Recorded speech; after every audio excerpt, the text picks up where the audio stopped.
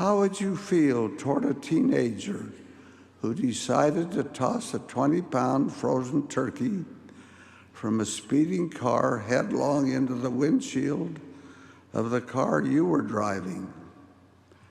How would you feel after enduring 6 hours of surgery using metal plates and other hardware to piece your face together, and after learning you still face years of therapy before returning to normal, and that you ought to feel lucky you didn't die or suffer permanent brain damage?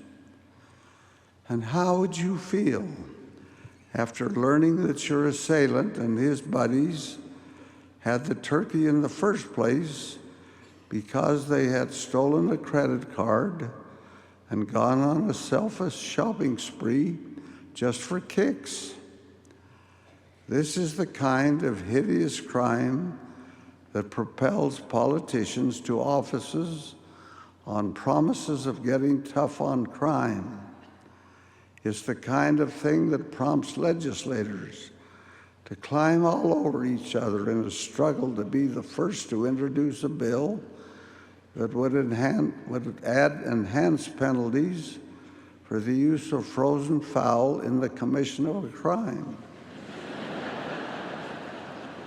The New York Times quoted the district attorney as saying, "This is the sort of crime for which victims feel no punishment is harsh enough. Death doesn't even satisfy them," he said, which is what makes what really happened so unusual.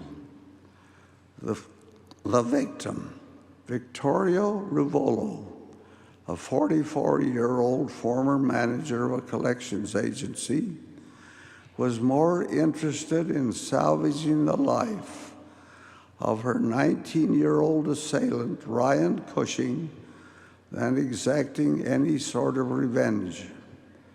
She pestered prosecutors for information about him, his life, how he was raised, and so forth. Then she insisted on offering him a plea deal.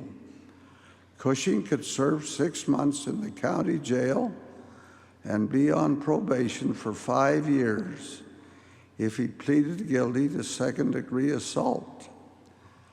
Had he been convicted of first-degree assault, the charge most fitting for the crime, he could have served 25 years in prison, finally thrown back into society as a middle-aged man with no skills or prospects.